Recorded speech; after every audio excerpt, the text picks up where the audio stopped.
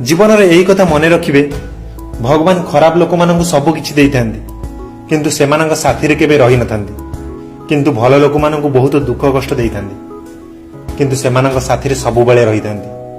आ भगवान जहाँ साथी रुहंती तार केबे भी किछि खराब होई नथाय, कारण भगवान केबे भी खराब चिंता करि नथांती। रेस रे जितुवा घोड़ा केबे यह जानि नथाय प्रकृत जितिबा कौन होइथाय, से तो केवल निज मालिक द्वारा दिया जाइतिबा कष्ट जोगु ही दौड़ी थाए। ठीक सही परी जीवन जेतेबेले आपनकु कष्ट देव सेतेबेले यह बुझीजिबे आपन मालिक आपनकु जितेबाकु चाहूछि। जीवन में कठिन परिस्थिति और दुख कष्ट केबे आमकु बर्बाद करिबा पई आसी नथाय, बरং आम भितर लुचि रहितबा शक्ति और सामर्थ्य को बाहर करिबारे आमकु सहाय्य करिबा पई आसीथा। जीवन में जेतेबेले दुख कष्ट रे भांगी पड़िबे सेतेबेले एही कथा मने रखिबे, ईश्वर भांगी जाइतिबा जिनिसर व्यवहार बहुत सुंदर भावे करंती।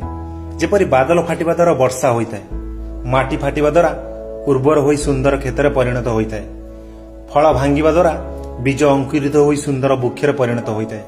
तेणु जीवन में जेतेबेले भांगिला परि अनुभव करिवो सेतेबेले यह बुझीजिबे ईश्वर आपणक व्यवहार कौनसी बड़ उपयोगिता पई करिबा पई चाहुछन्ति। ईश्वरक निर्णय रे खुशी रे रहिबा पई चेष्टा करंतु, कारण ईश्वर आमकु ताहा देइ नथांती जहाँ आम पाई भल होइताय, बरং आमकु ताहा देइथांती जहाँ आम पाई मंगल होइताय।